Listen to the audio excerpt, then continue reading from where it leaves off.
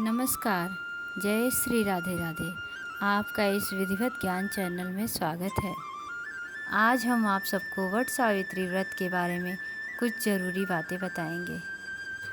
इस वर्ष वट सावित्री का व्रत 30 मई 2022 को सोमवार के दिन रखा जाएगा। इसी दिन सोमवती अमावस्या और शनि जयंती भी मनाई जाएगी। आइए अब जानते हैं कि इस दिन सोमवती अमावस्या भी है तो पूजन कैसे करें। इस दिन सुबह सूर्योदय के पहले उठकर मौन होकर स्नान करना चाहिए।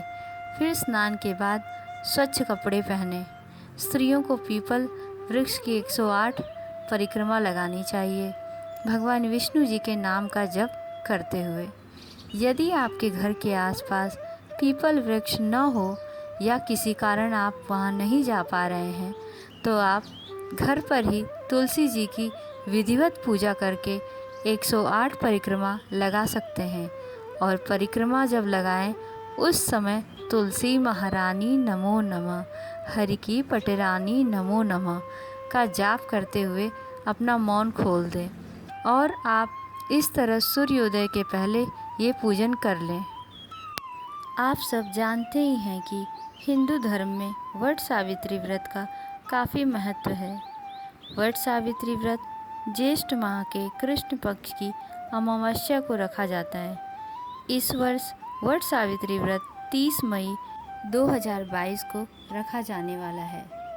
वट सावित्री व्रत के दिन सुहागन स्त्रियां अपने पति की लंबी आयु के लिए व्रत रखती हैं। इस दिन वट मतलब कि बरगद के पेड़ की विधि विधान से पूजन करती हैं। माना जाता है कि वट के वृक्ष की विधि विधान से पूजन करने से लंबी आयु, सुख समृद्धि और अखंड सौभाग्य के फल की प्राप्ति होती है। पौराणिक मान्यता के अनुसार इस दिन सावित्री अपने पति सत्यवान के प्राण यमराज से वापस लाई थी। तभी से सुहागिन स्त्रियां अपने पति की लंबी आयु के लिए विधिवत पूजन और व्रत करती हैं। अब हम आपको बताते हैं वट वृक्ष पूजा और महत्व। हिंदू धर्म में वट वृक्ष का बहुत ही खास महत्व है। माना जाता है कि वट वृक्ष के मूल में ब्रह्मा, बीच में श्री हरि विष्णु और आगे के भाग में शिव जी का वास होता है। यह भी माना जाता है कि यदि वट वृक्ष की नीचे बैठकर कोई मनुष्य पूजा पाठ करता है, कथा करता है या सुनता है, दान पुण्य करता है तो उसकी हर मनोकामनाएं पूर्ण होती हैं। वट वृक्ष के नीचे ही बैठकर सावित्री ने अपने मृत पति सत्यवान को ज्येष्ठ माह के कृष्ण पक्ष की अमावस्या को फिर से जीवित किया था। तभी से इस व्रत को वट सावित्री के नाम से जाना जाने लगा। वट सावित्री की पूजन की तैयारी भी आप एक दिन पहले से कर लें। वट सावित्री के पूजन के लिए सामग्री हम आपको बताते हैं। पहला, सावित्री और सत्यवान और यमराज की मूर्ति। दूसरा, बांस का पंखा। तीसरा, लाल कलावा। चौथा, कच्चा सूत। पांचवा, मिट्टी का दिया। छठा, धूप। सातवां, फूल। आठवां, 5 प्रकार के फल। नौवां, 1.25 मीटर कपड़ा। 10वां, रोली। 11वां, श्रृंगार की सामग्री। 12वां, नारियल। 13वां, पान। 14वां, सुपारी। 15वां, अक्षत। भीगे चने। 17वां, जल भरा कलश। ये सभी सामग्री पूजन के एक दिन पहले आप घर ले आएं, जिससे पूजन के दिन आपको परेशानी न हो। अब हम आपको पूजन विधि बताते हैं। इस दिन सुबह जल्दी उठकर स्नान कर लें और बाद में स्वच्छ कपड़े पहनकर पूरा श्रृंगार करें।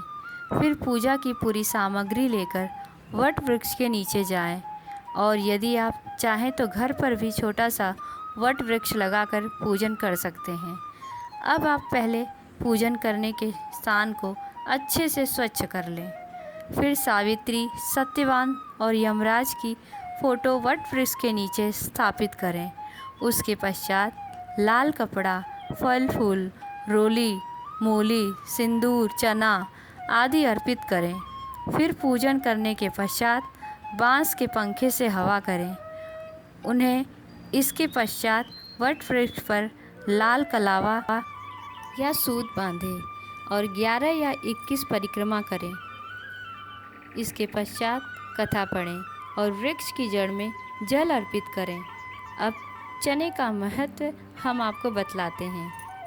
माना जाता है कि यमराज ने सत्यवान के प्राण चने के रूप में सावित्री को वापस लौटाए थे, जिसके पश्चात सावित्री ने इस चने को अपने पति के मुंह में रख दिया था, जिसके सत्यवान के प्राण वापस आ गए थे। यही वजह है कि चने का बहुत बड़ा विधान है इस दिन पूजन में। अब जब विधि पूर्वक पूजन हो जाए तब उसके पश्चात घर वापस आकर अपने पति को बांस के पंखे से हवा करें। फिर पति के हाथ से पानी पीकर व्रत पूर्ण करें। इस दिन एक समय मीठा भोजन करें और व्रत पूर्ण करें। आपको हमारी यह जानकारी अच्छी लगी है तो कृपया हमारे इस चैनल को लाइक, शेयर और सब्सक्राइब करना न भूलें। जय श्री राधे राधे। धन्यवाद।